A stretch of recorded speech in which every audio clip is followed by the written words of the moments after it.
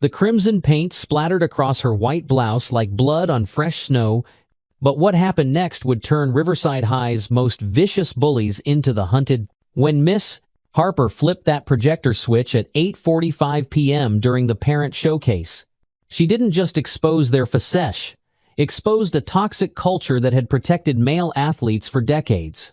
The quarterback who'd orchestrated the attack never saw it coming, and neither did the principal who'd been covering for him. Before I dive into this incredible story of courage versus corruption, I want to take a quick moment to thank you for being here. Your support, whether it's a like, a comment sharing your own experiences, or even hitting that thanks button below, genuinely helps these stories reach people who need to hear them. Every small contribution allows me to keep uncovering and sharing these powerful tales of everyday heroes standing up to injustice. If this story resonates with you or reminds you of a time when someone stood up for what's right, I'd love to hear about it in the comments. Now, let me tell you about Miss Rachel Harper and the night she changed everything.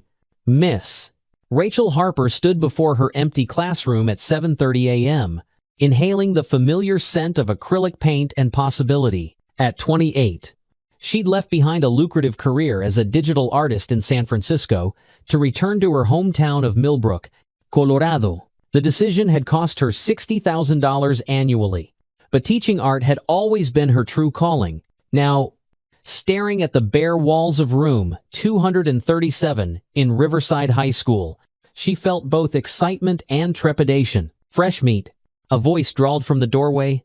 Rachel turned to see a broad-shouldered young man leaning against the frame, his Letterman jacket displaying the number 12. His sandy hair was perfectly styled, and his blue eyes held a predatory gleam that made her instinctively straighten her spine. "I'm Connor Walsh," he said, not bothering to add student or any form of respect to his introduction. "QB1, my dad basically owns this town. Nice to meet you. Connor, I'm Miss Harper, your new art teacher." Rachel kept her voice neutral, professional. She'd dealt with entitled students before, though something about this one set off every warning bell in her head. Connor's smirk widened. "Art teacher, huh? The last one didn't last 3 months. Said something about hostile work environment or whatever." He pushed off the doorframe, taking a step into her space. "Just thought you should know art isn't exactly a priority here. Football is, and I don't take art. That's unfortunate," Rachel replied, refusing to step back. "Art has a way of revealing truth that sports sometimes misses." His eyes narrowed. "Truth? The only truth that matters here is winning state championships. Maybe stick to finger painting with the nerds and leave the real world to us." After he left, Rachel found her hands trembling slightly. She'd researched Riverside High before accepting the position, knew about their stellar football program and the Walsh family's influence. Connor's father, Mitchell Walsh, owned 3 of the largest businesses in Millbrook and sat on the school board, but she hadn't expected such blatant intimidation on her first day. The morning classes passed without major incident. Her freshmen seemed eager, if shy.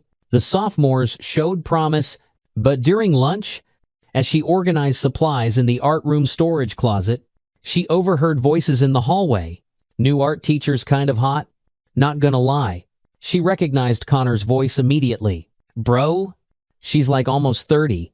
Another male voice responded. "That's ancient. Perfect age." Connor laughed. "Old enough to know better. Young enough to still look good. Bet I could get her fired by Halloween. Want to place bets?" "How?" the other voice asked. "Easy. Few complaints about inappropriate behavior. Maybe stage something compromising. Dad'll handle the rest." These idealistic teacher types always have secrets. Rachel's blood ran cold.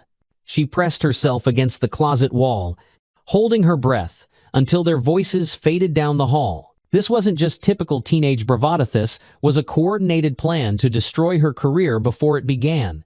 That afternoon, she had her advanced placement art class 12 students who'd chosen to pursue art seriously.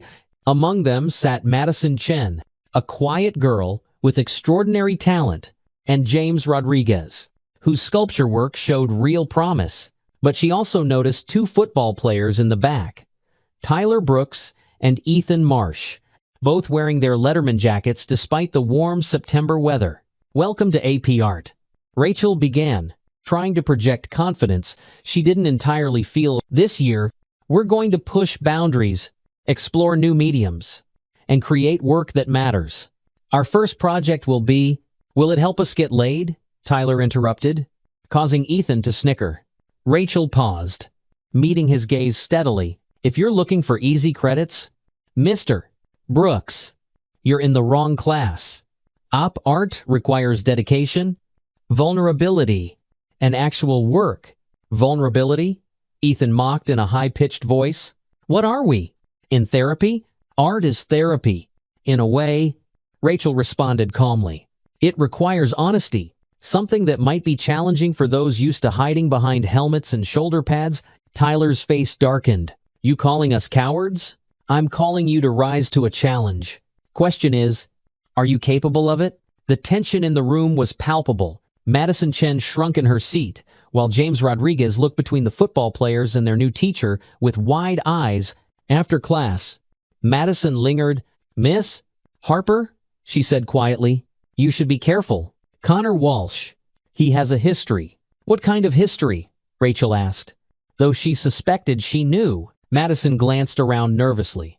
"The last art teacher, Miss Peterson, she tried to fail him for never showing up. Then suddenly there were rumors about her and a student, photos that looked compromising.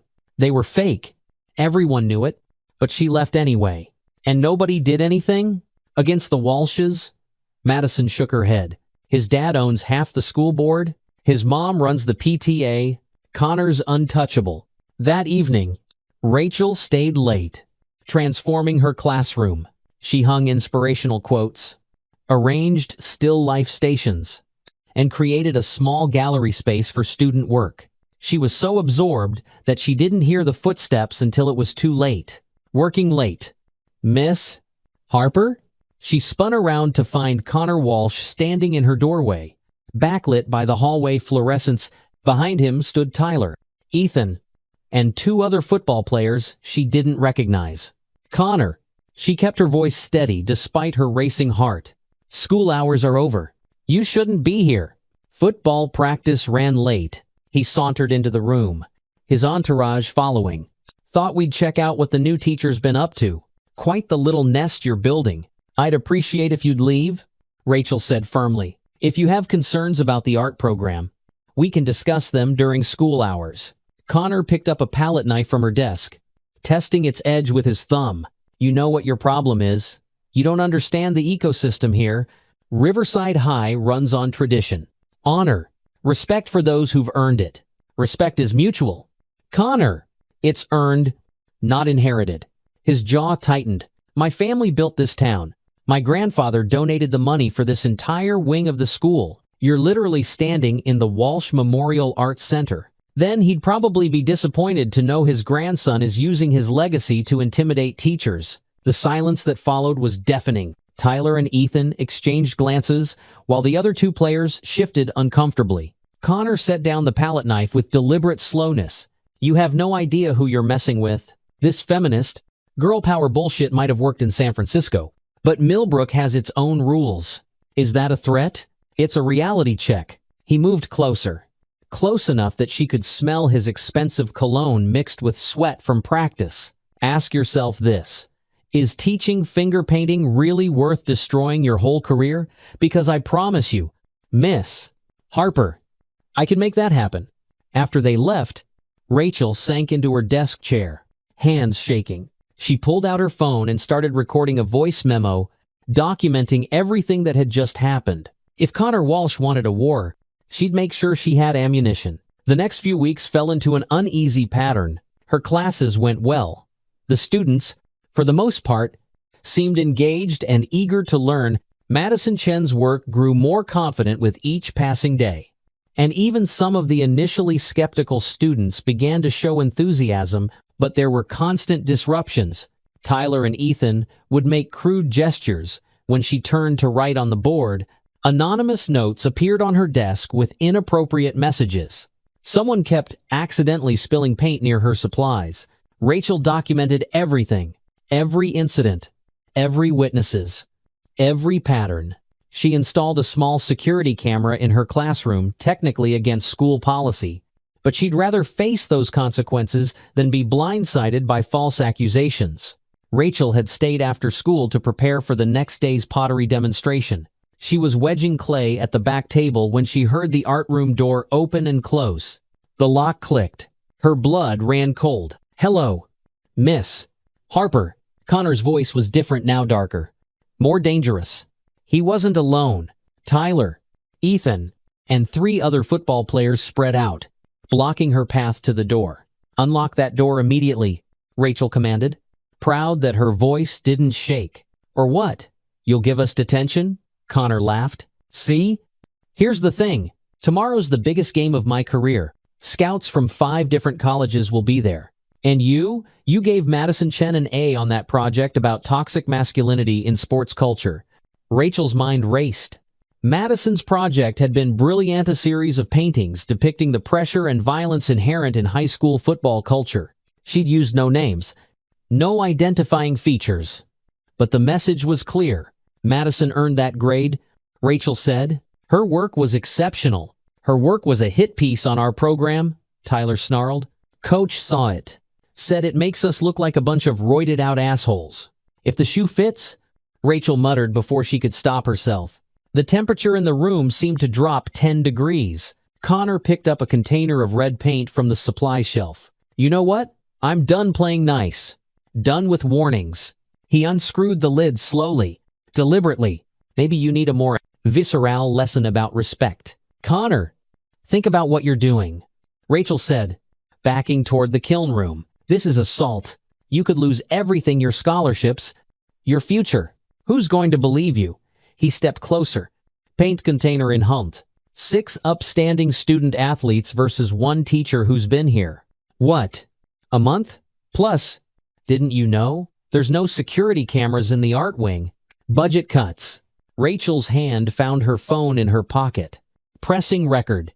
"Please, Connor, just put the paint down and leave. We can forget this happened." "Forget?"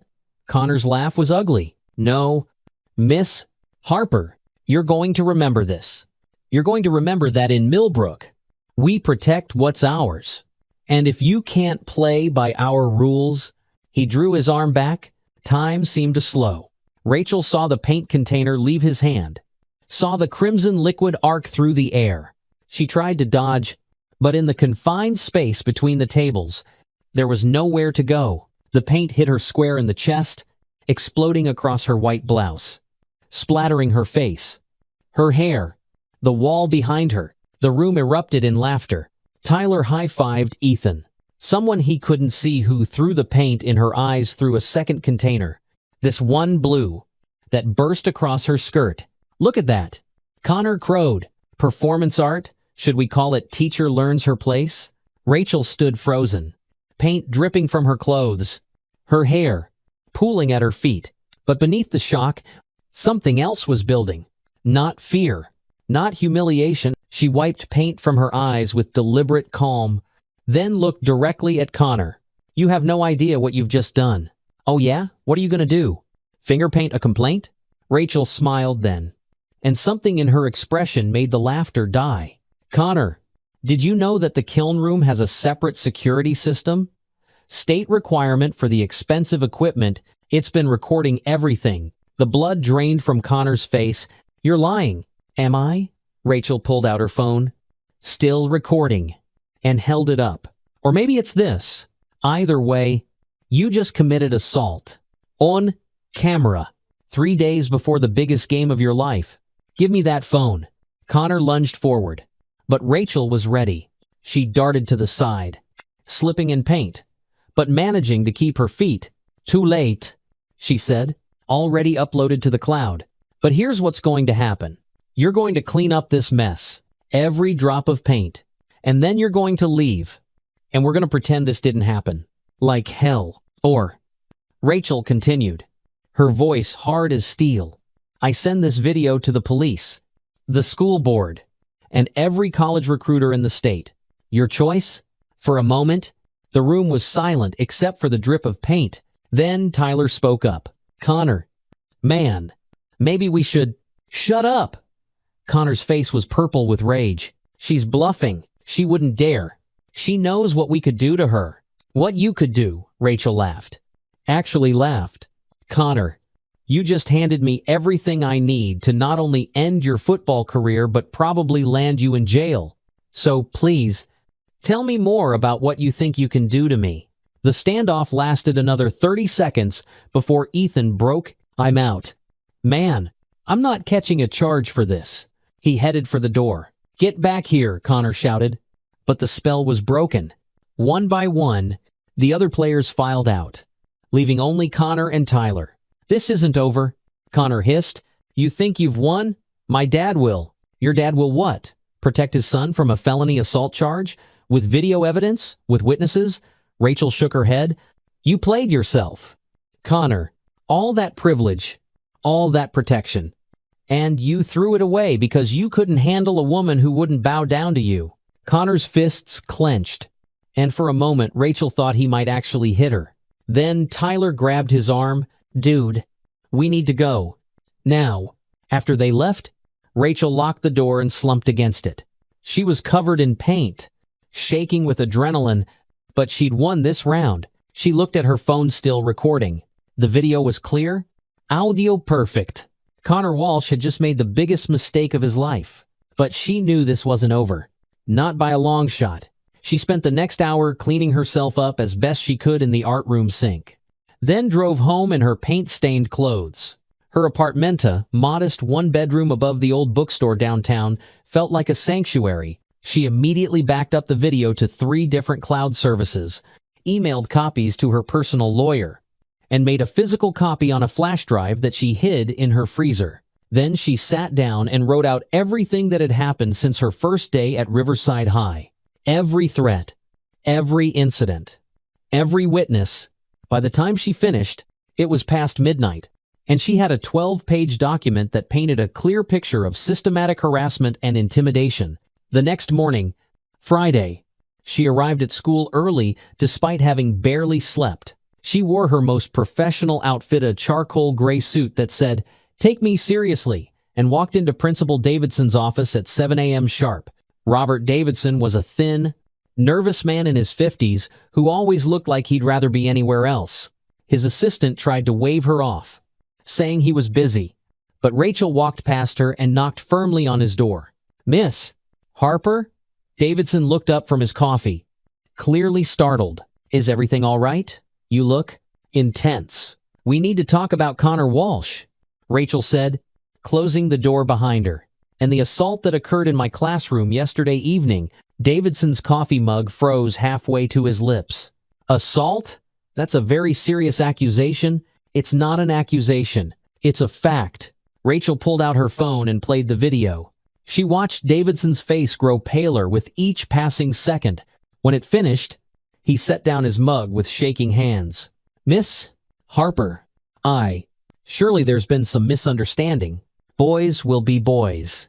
And Connor is under a lot of pressure with the game tonight." "Principal Davidson," Rachel interrupted. 6 male students locked me in a classroom and assaulted me with paint while making explicitly gendered threats. That's not boys being boys. That's criminal behavior. Now, let's not be hasty," Davidson said, sweat beading on his forehead. "I'm sure if we all sat down together, we could work this out. Connor's a good kid from a good family. One mistake shouldn't ruin his future." "One mistake?" Rachel pulled out her documentation. "This is weeks of harassment, threats, and intimidation, culminating in assault. And you want to sweep it under the rug because his daddy owns half the town?" Davidson's face hardened. "Miss Harper, you're new here. You don't understand how things work. The Walsh family has been part of this community for generations. They've donated millions to this school. Without their support, you're suggesting I should accept being assaulted because the perpetrator's family has money?" "I'm suggesting," Davidson said carefully, "that sometimes the greater good requires compromise. Think of all the students who benefit from the Walsh family's generosity. The scholarships, the new gym, the culture of entitlement that allows star athletes to terrorize teachers without consequence." Rachel stood up. I'm filing a police report today. I wanted to give you the chance to handle this internally first, but clearly that was a mistake.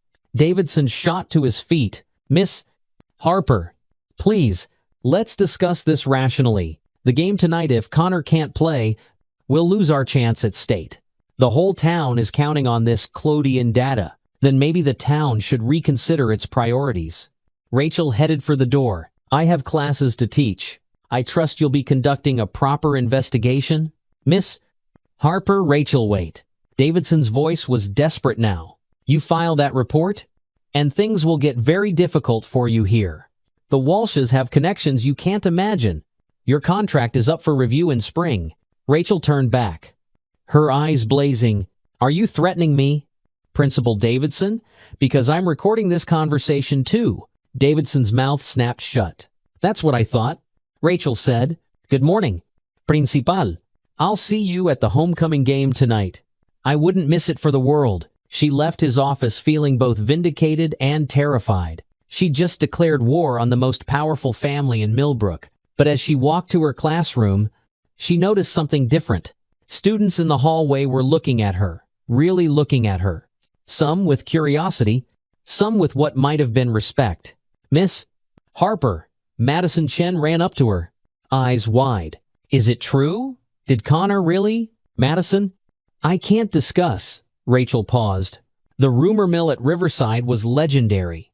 By now, half the school probably knew something had happened. Let's just say certain students are learning that actions have consequences. Madison's face lit up. So the video everyone's talking about? Video? Rachel kept her expression neutral. Someone in my first period said Tyler Brooks was bragging that Connor put the feminist in her place last night. But then Ethan Marsh told him to shut up. Said there were cameras, so the boys were already turning on each other. Good. Rachel's morning classes buzzed with barely contained energy. Students kept glancing at her, whispering among themselves. She taught as normally as possible, but her mind was racing. She'd lit a few Seth. Question was how big the explosion would be. During her lunch break, she drove to the Millbrook police station. It was a small building, just 6 officers for the whole town, and Rachel knew at least half of them probably had kids on the football team. But she had to create an official record. Officer Janet Mills, a stern woman in her 40s, took her statement professionally. She watched the video with a deepening frown. Miss Harper, she said when it was over, this is clear assault. No question, but I need to warn you, pressing charges against Connor Walsh is going to make your life very difficult. More difficult than being assaulted in my workplace? Rachel asked. Mills sighed. I'm not saying don't do it. I'm saying be prepared. Mitchell Walsh owns the largest law firm in 3 counties. They'll come at you hard. Let them come, Rachel said. I have the truth on my side. Mills gave her a long look. Sometimes the truth isn't enough. But for what it's worth, I'm glad someone's finally standing up to that family. Connor's been getting away with crap for years. He's done this before? Not this, exactly. But there have been incidents. Girls who suddenly didn't want to press charges, property damage that got blamed on others. His daddy always makes it go away. Mills printed out Rachel's statement. But video evidence? That's harder to disappear. Rachel returned to school to find chaos. Students were clustered in hallways, talking in hushed, excited voices. She caught fragments. Can't play tonight? Police were here. My dad says the Walshes are furious. In her classroom, she found Principal Davidson waiting with Mitchell Walsh himself. Connor's father was a large man with the same blue eyes as his son. But whereas Connor's held arrogance, Mitchell's held cold calculation. Miss Harper, Mitchell said without preamble, I understand there's been a misunderstanding. No misunderstanding. Mr. Walsh, your son assaulted me. It's on video. Videos can be edited. Context can be manipulated. Mitchell pulled out his phone. I'm prepared to offer you $100,000 to resign quietly and drop all charges. You can start fresh somewhere else. New questions asked. Rachel felt her jaw drop. Are you seriously trying to bribe me? I'm offering you a generous severance package to avoid a messy situation that benefits no one. Mitchell's voice was smooth. practiced. Think about it. That's more than 3 years' salary. You're young. You can teach anywhere. Why put yourself through a legal battle you can't win? Because your son needs to face consequences for his actions. Mitchell's expression darkened. My son is 18 years old with his whole future ahead of him. One moment of poor judgment shouldn't define his life. It wasn't one moment. It was weeks of harassment culminating in assault. And how many other moments of poor judgment have you covered up for him? Be very careful. Miss Harper. All pretense of civility dropped from Mitchell's voice. You have no idea what you're dealing with. I've destroyed careers of people far more established than you. One phone call, and you'll never teach again. Mr. Walsh. Principal Davidson interjected nervously. Perhaps we should. Shut up. Robert. Mitchell snapped. Miss Harper, I'm trying to be reasonable. Take the money, leave town. Everyone wins. Everyone except your son's future victims. Rachel said, how long do you plan to clean up his messes? What happens when he does this in college? In the workplace? When daddy's money can't fix it? Mitchell stood, looming over here. There's nothing my money can't fix. Last chance. Miss Harper, $100,000. Or I destroy you. Rachel stood as well, meeting his gaze steadily. Do your worst. After they left, Rachel found herself shaking. She'd just turned down more money than she'd ever seen, challenged the most powerful man in town, but she knew she'd made the right choice. The rest of the day passed in a blur. Students were pulled from her classes for questioning. She saw police officers in the hallways. The energy in the school was electric, like the moments before a thunderstorm. As the final bell rang, Madison Chen approached her desk. Miss Harper, I wanted you to know, a lot of us support you. What Connor did was wrong, and we're tired of him and his friends thinking they own this place. Thank you. Madison, that means more than you know. Are you coming to the game tonight? Rachel hesitated. She'd told Davidson she would, but now? I'm not sure that's a good idea. Please come, Madison said urgently. We're planning something. A show of support? The whole art club, drama club, even some of the band kids. We're done being silent. After Madison left, Rachel sat in her empty classroom, weighing her options. Going to the game would be walking into hostile territory, but hiding would send the wrong message. Her phone buzzed, a text from an unknown number. You destroyed my son's future. You'll pay for this. Mitchell Walsh. She screenshot the message and forwarded it to Officer Mills. If they wanted to escalate, she'd document every threat. As she prepared to leave, she found a note slipped under her door. Check your car before you drive. A friend. Her blood ran cold. She called Officer Mills, who sent an officer to escort her to the parking lot. Sure enough, they found her tires slashed, brake lines cut. Jesus, the officer muttered. This is attempted murder. Can you prove who did it? Rachel asked. Though she knew the answer, no cameras in this lot. But we'll investigate. He looked at her seriously. Miss Harper, you need to be careful. This is escalating beyond harassment. Rachel called an Uber, her mind racing.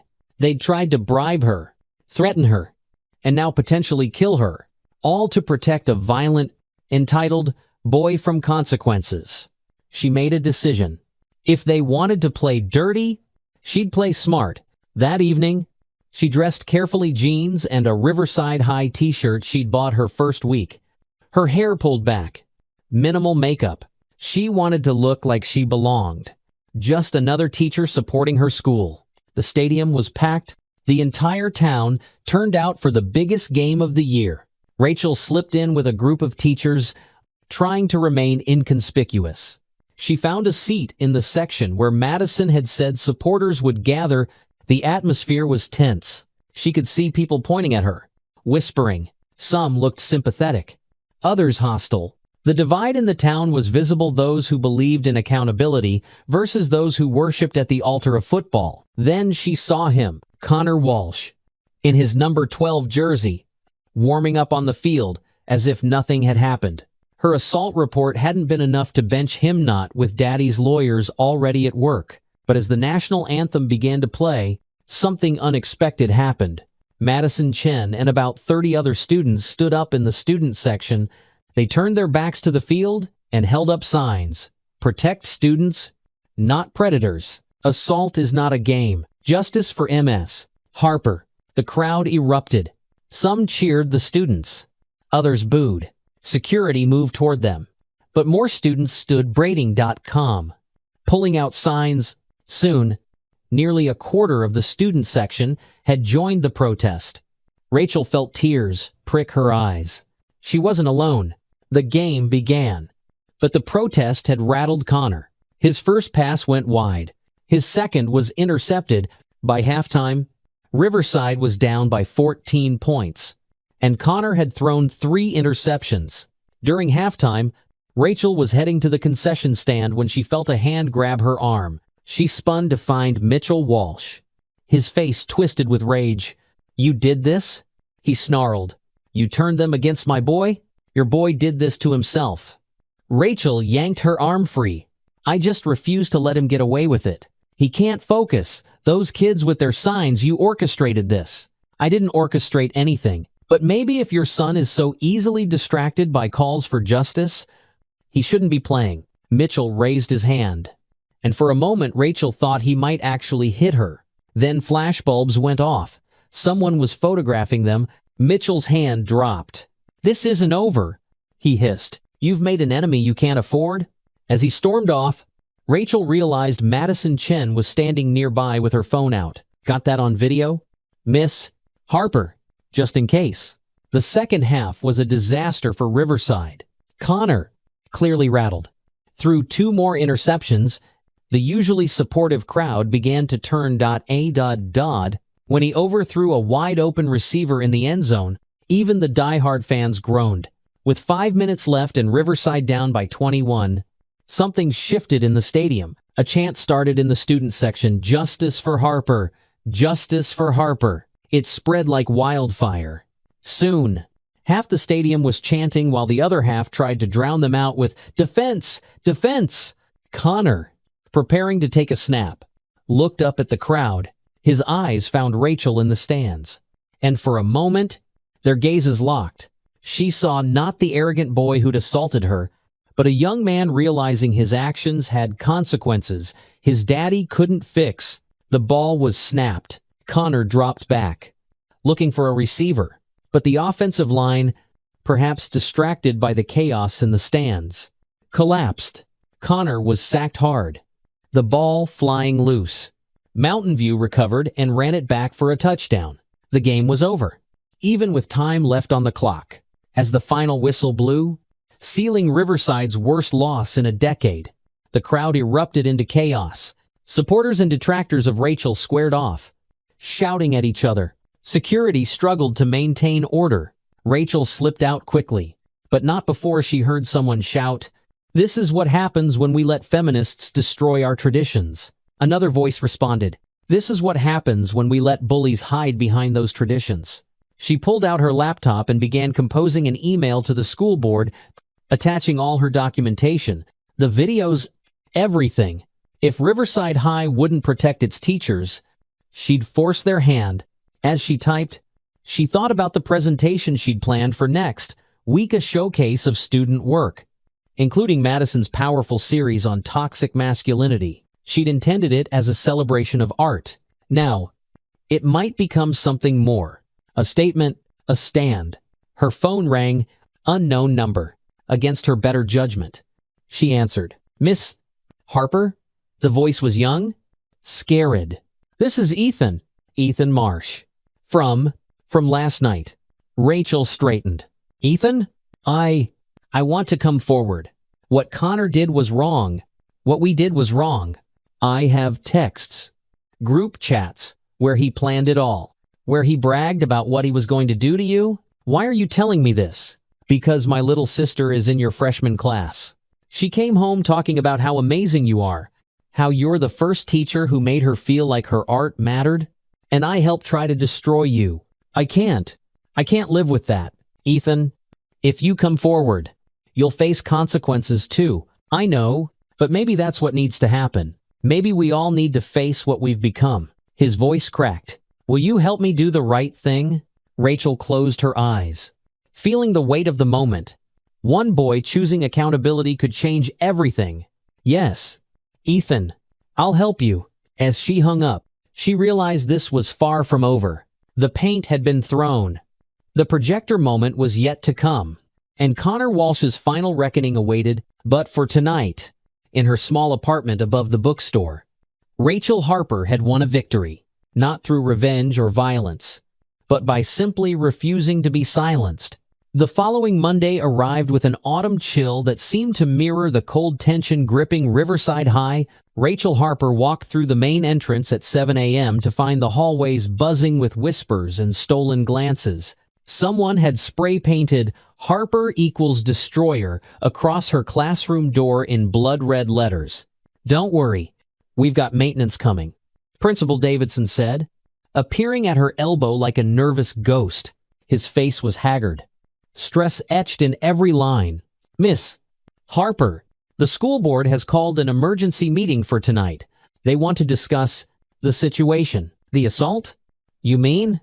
Rachel corrected, taking photos of the vandalism. "Yes." "Well," Davidson fidgeted with his tie, "Mitchell Walsh has hired a team of lawyers. They're claiming the video was doctored, that you provoked the boys, that—" "Principal Davidson," Rachel interrupted. Ethan Marsh came forward. "He has text messages, group chats, everything. Connor planned this assault for weeks." Davidson's face went white. Ethan came forward. "But he's one of your star players?" "Yes. Apparently, some people still have consciences."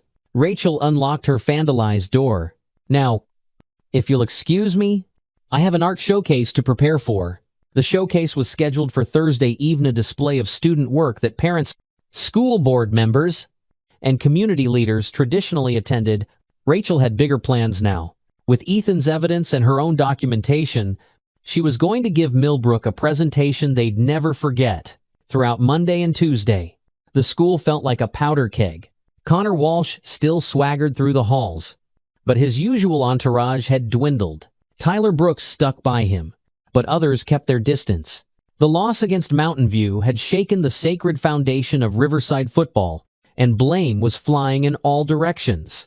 Wednesday morning, Rachel found Madison Chen waiting by her classroom with several other students: James Rodriguez, Sophie Williams from Drama Club, Marcus Johnson from Band, and surprisingly, Alyssa Walsh, Connor's younger sister. A sophomore with artistic talent her family ignored. "Miss Harper," Madison said, "we want to help with the showcase. Whatever you're planning, we're in." Rachel studied Alyssa carefully. "Are you sure about this, all of you?" Alyssa lifted her chin. So much like her brother, but with kindness in her eyes instead of cruelty. "My brother's been getting away with hurting people for years. My parents always cover for him. Someone needs to stop it. It could get ugly," Rachel warned. "Your family? My family is what's ugly," Alyssa said firmly. "I've watched them buy Connor out of every consequence since middle school. The girls he's hurt, and the kids he's bullied. Nobody ever stands up because they're scared of my father. But I'm done being complicit." Rachel felt a surge of admiration for this brave girl. "Okay, here's what we're going to do." She outlined her plan. The showcase would proceed as normal at first. Parents would view student artwork, enjoy refreshments, and see the creative growth of their children. But at 8:45 p.m. precisely, when everyone was gathered in the main display area, Rachel would flip a switch. "I've prepared a special presentation," she explained, "a multimedia piece about truth, consequences, and the cost of silence. Every piece of evidence, every testimony, every moment of Connor's harassment campaign will be displayed on the walls via the overhead projectors like a surround sound experience. But visual," Marcus said, "ice lighting up. I can help with the technical setup, and I'll make sure everyone important is there." Sophie added, "My mom's on the PTA. I'll tell her there's a special announcement about the art program's future." They spent the rest of Wednesday in covert preparation.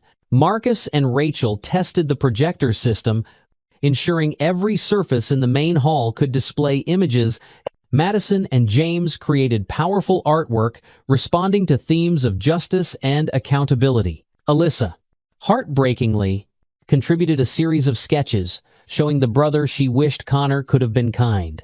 Protective, using his strength to lift others up instead of tear them down.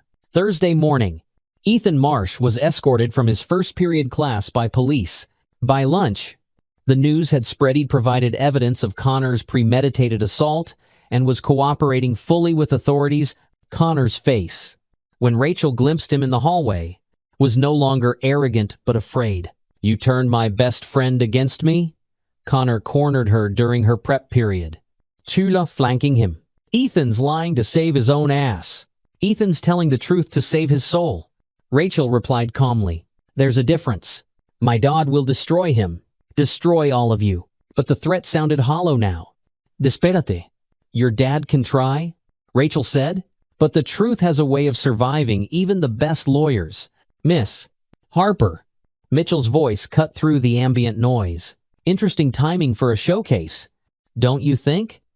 Right after you've created such disruption. Art has always been about truth, Mr. Walsh." Rachel replied evenly, "Sometimes truth is disruptive." He leaned closer, his voice dropping. "Enjoy your little party. By Monday, you'll be gone, and this will all be forgotten. We'll see about that." At 8:40, Rachel moved to the small podium set up near the main wall. She tapped the microphone, drawing everyone's attention. "Good evening, everyone. Thank you for joining us to celebrate the incredible artistic growth of Riverside High's students. Before we conclude tonight, I have a special presentation, a multimedia piece about the power of truth in art and life." She saw Connor near the back, his face already flushing as he sensed what was coming. Tyler grabbed his arm, whispering urgently, but the exits were blocked by the crowd, everyone pressing forward to see. "Art," Rachel continued, "has always been humanity's way of processing difficult truths. Tonight, we explore one such truth, how silence enables violence, and how courage can break cycles of abuse." She pressed a button on her laptop. The room plunged into darkness. Then, suddenly, every wall came alive with projected images. The assault video played on the main wall, Connor throwing paint, his face twisted with rage, his voice clear. "Maybe you need a more visceral lesson about respect." Gasps echoed through the room. Someone screamed. The side walls showed screenshots of text messages. "Let's teach that bitch her place. Connor Walsh, I'll get the paint. You block the exits. Tyler Brooks. Make sure no one's around. Don't need witnesses. Connor Walsh." The projections cycled through weeks of evidence, group chats planning harassment, photos of vandalized property, testimonies from former students about Connor's history of bullying. Alyssa's artwork appeared, to her sketches of a brother consumed by toxic masculinity, enabled by family wealth and willful blindness. "Turn it off," Mitchell Walsh roared, pushing through the crowd. "This is slander. I'll sue this school into bankruptcy." But Rachel wasn't done. The final projection showed a police report from 2 years ago, a girl named Emma Patterson who'd accused Connor of sexual assault at a house party. The case had been dropped after the Walshes paid an undisclosed settlement. "No." Patricia Walsh's cry cut through the chaos. She stared at the projection, face crumbling. "Mitchell, you said she was lying. You said it was just a misunderstanding." "Shut it down." Mitchell lunged for Rachel's laptop, but Officer Mills and 2 other police officers stepped forward. "Mr. Walsh, step back," Mills commanded. "We're here on official business." The lights came back on. The crowd stood frozen, processing what they'd seen. Some parents pulled their children close. Others stared at the Walsh family with undisguised disgust. Connor stood paralyzed, his face white as paper. The kingdom his father had built around him was crumbling in real time. "Connor Walsh," Officer Mills announced, "you're under arrest for assault, conspiracy to commit assault, and intimidation of a witness." "No." Connor tried to run, but there was nowhere to go. The officers moved efficiently, cuffing him as he struggled. "Dad, do something." Mitchell started forward, but Mills blocked him. "Sir, I'd advise against interfering with an arrest. Your son's 18, he'll be tried as an adult. Tyler Brooks. Another officer called out, you're also under arrest for conspiracy and assault. Tuller didn't run. He stood with his head down, shoulders shaking. His parents, standing nearby, looked stricken but not surprised.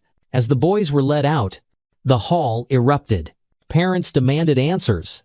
School board members huddled in urgent conference. Through it all, Rachel stood calm at the center of the storm she'd created. Madison Chen started clapping, slowly at first, then joined by James, Sophie, Marcus, and dozens of other students. The applause spread through the crowd, not universal, but strong and sustained. This is what accountability looks like, Rachel said into the microphone. This is what happens when we stop protecting predators and start protecting victims. Alyssa Walsh pushed through the crowd to reach her. Tears streamed down her face, but she held her head high. Thank you, she whispered. Thank you for doing what my parents never would. The aftermath was swift and decisive. Mitchell Walsh's threats of lawsuits collapsed when 3 more victims came forward with evidence. The state attorney's office opened an investigation into years of cover-ups. Principal Davidson resigned, admitting he'd been pressured by the Walsh family to ignore complaints. Connor Walsh pled guilty to assault and received 18 months in juvenile detention plus 3 years probation. His football dreams evaporated overnight. Tyler Brooks received 6 months and community service. Both were expelled from Riverside High. A knock at her door interrupted her thoughts. Ethan Marsh stood there, looking older than his 18 years but somehow lighter. Miss Harper, I wanted to thank you for helping me do the right thing. You helped yourself. Ethan, that took real courage. He shifted uncomfortably. I'm transferring to Lincoln High. Fresh start. But I was wondering, could you write me a recommendation? I want to study art therapy in college. Help kids process trauma through creativity? Rachel smiled, feeling the full circle of impact. I'd be honored. As Ethan left, Rachel turned back to her classroom. In 10 minutes, her advanced placement students would arrive, eager to create and explore. The room that had once been a battlefield was now a sanctuary. The projector that had exposed Connor Walsh's crimes now displayed student artwork during lessons.